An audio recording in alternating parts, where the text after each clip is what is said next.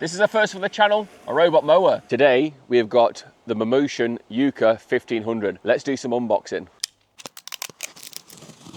This video is in association with Mammotion. Let's get a look inside the box. First impressions is it's bigger than I thought it was, but I really like the look of it. It looks really well. After a quick read of the manual, this thing needs charged before we do anything else. So I'm going to build a charging station, get some power to it, and then we can start playing. Got the kit out for building the station, and it also comes with a screwdriver. How about that? And that's the base station complete. Let's get a look at the mower now. As you can see, it's got this foam in from transport, which we need to take out.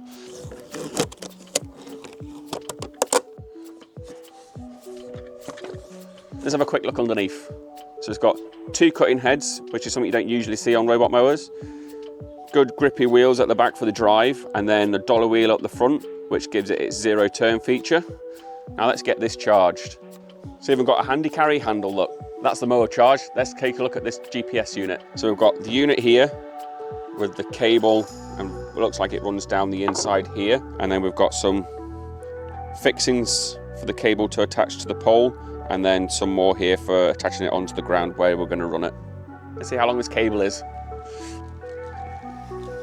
Just keeps going. Definitely not short. Time to mount the GPS unit on top of the pole here.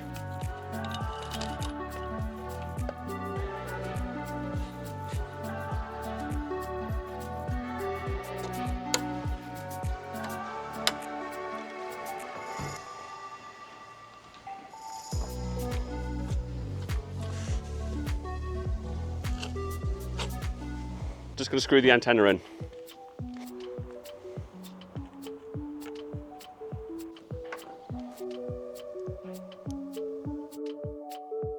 Time to screw the charging plate in place. No hammer required. But now we've got the power, time to get the manual back out and download the app.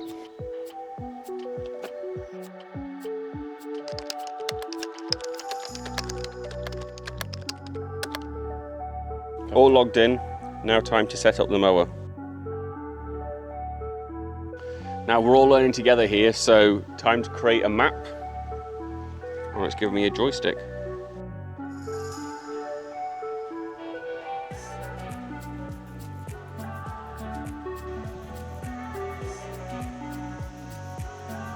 So it's not cutting at the minute. I'm literally just mapping out the area first, and then we've got to do a couple of perimeter runs to make sure it doesn't bump into anything and it likes the map, and then we can start the cutting. Anybody else noticed anything missing from this? There is no perimeter cables around the outside or up the middle. Bonus. Some of its features are it's self-emptying tech for up to 50 sweeping zones, no perimeter wire for up to 1,500 square meters. It has 3D vision navigation, multi-zone management for mowing up to 10 different zones with obstacle avoidance and GPS tracking. Right, we've done one pass of the perimeter. There's a couple of areas where I think I can make the map a little bit better.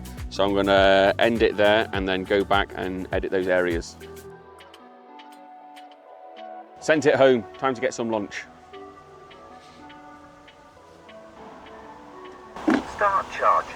Just back from my lunch, and I wish I'd got this before I went on my lunch. We've got to do an update. Right, that's us all set up, done a check of the perimeter. We're all up to date now as well, so let's get going.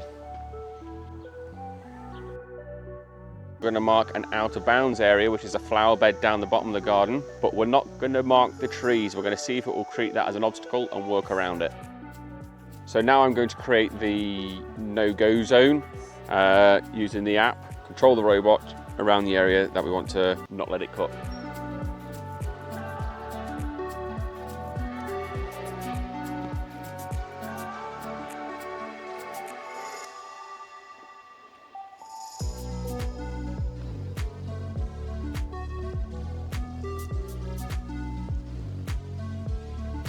So I've actually decided to map around the trees as no-go zones instead of letting it work it out itself.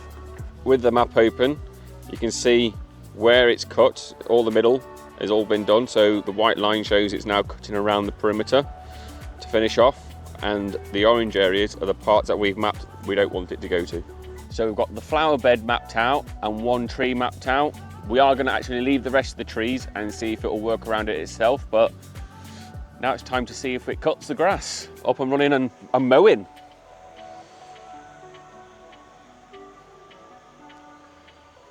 So I reckon this is going to be a good challenge for this mower, this garden, with the canopy of the trees and also all the trees around on the floor and the undulating. So it'll be good to see how it gets on.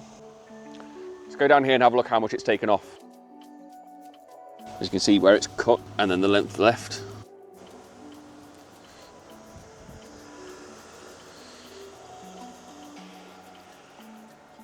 Right, let's see how it deals with this tree. That's not mapped out. It's found it. It's thinking about it and it's going round, look. Happy days. Press play and leave it to it.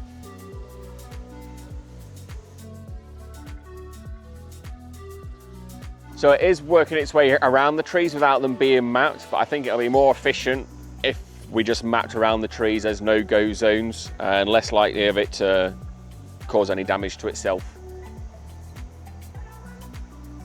So you can see it working away here. We've got one tree mapped here. Those three little ones, it seems to be working its way around fine. So I think we're just going to map these two bigger ones.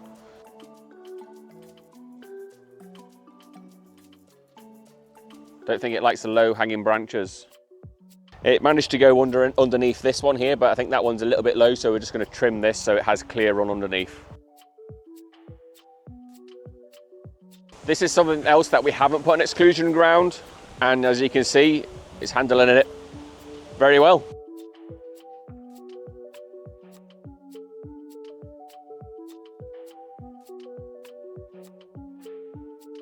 It's quite therapeutic to watch.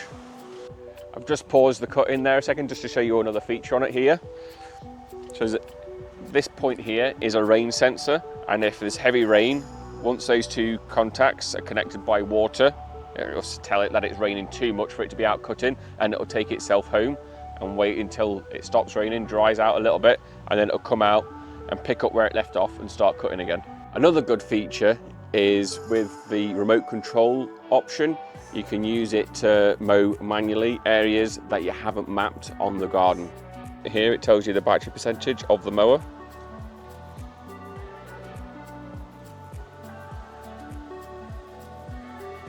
Let's see what happens when you walk in front of it. If it decides to come towards me.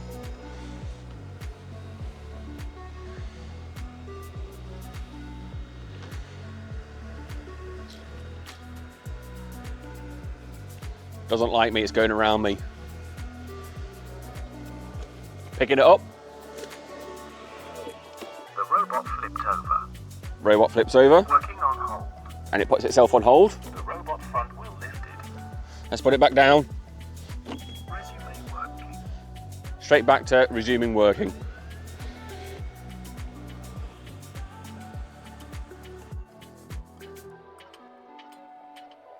Some other bonus features are voice control with Google and Alexa, and the anti-theft uses its GPS to track its location. Although it's really quick to set up, you can really geek out on some of the other settings in there, like the lawn art, and you can do different shapes on your lawn and different lettering. Our version of the mower came without the sweeper kit, as it is a pre-production model. However, Mammotion state the Yuka can clean up leaves, small twigs and grass clippings before, during and after the mowing process.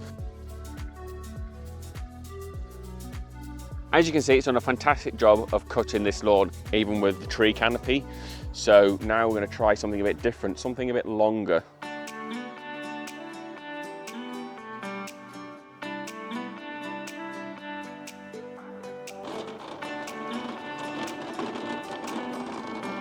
To show off its multi-zone feature, we've brought it round to the test patch to give it a bit of a cut. As you can see, the grass is actually quite long here, so let's see how it goes. So now we're going to create the new zone. Hit the area button there. Everywhere is clear. Okay, and now it's time to start mapping. Start mapping the task area.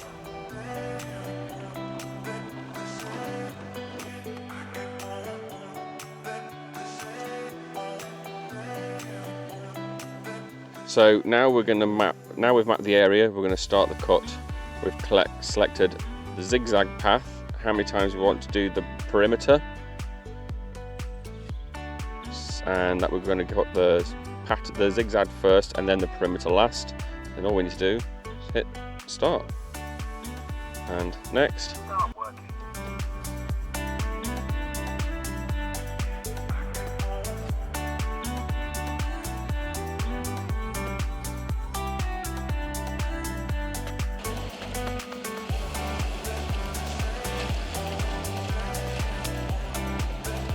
As you can see, we're on our second cut here.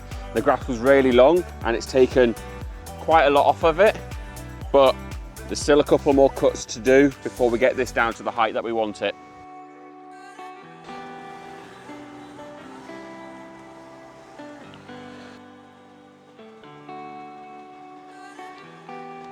As you can see, I'm mowing manually here, so if you have any tight areas that you want to get into, you can, or if you just want to have a bit of a play, be a bit of a geek with it, just drive it around like a little remote control car, but you're cutting your grass.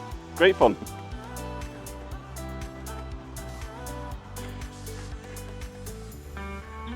Weeds be gone. Now that's the first look at the Yuka mower. Now I'm going to get back to having some fun and mowing manually.